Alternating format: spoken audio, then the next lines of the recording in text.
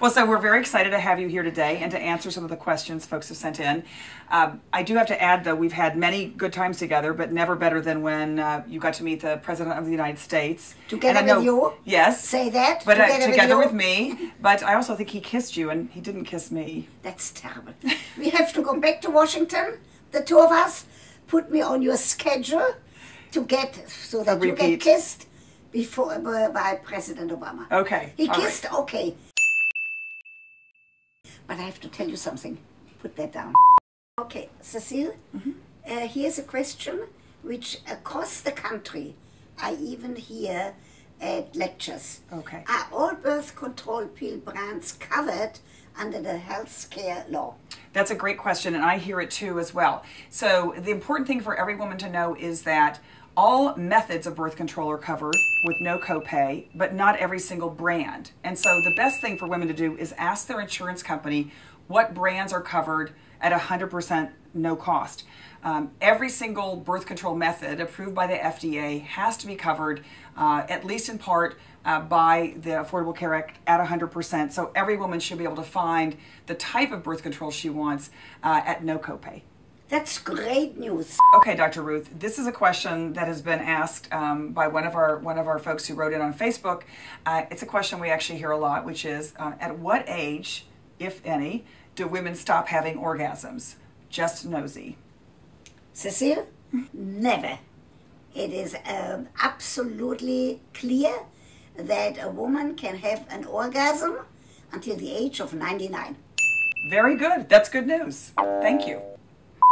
I understand that most plans have copays for doctor's visits, but can a provider charge extra for the insertion even though the device itself is covered? Sarah on Facebook. So thank you, Sarah, and for everyone who has sent in questions. This is a very common question about birth control coverage.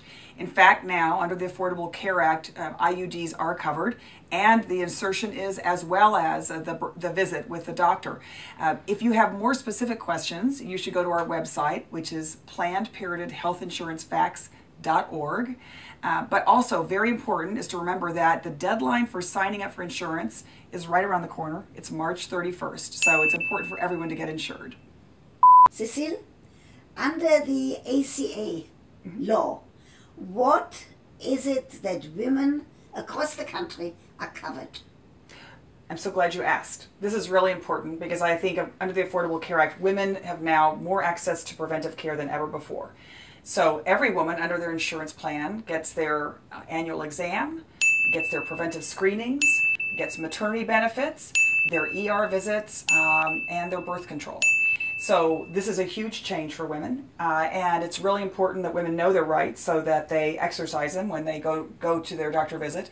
It's also important, though, when you're signing up for your insurance plan to understand what OBGYNs are covered in that plan, particularly if you go to Planned Parenthood and want to make sure that you can continue to go to Planned Parenthood and have your visits covered. Cecile, I have a lot more questions. I do too, but you answered some of them today, so thank you for that. And thank you so much for joining us. If you have more questions, well, first, thanks for watching, but you can also go to PlannedParenthoodHealthInsuranceFacts.org and get other questions answered. But most importantly, don't forget to sign up and enroll for health insurance by March 31st. Thanks a lot. March 31st. It's around the corner. Run out right now and do it. Thank you.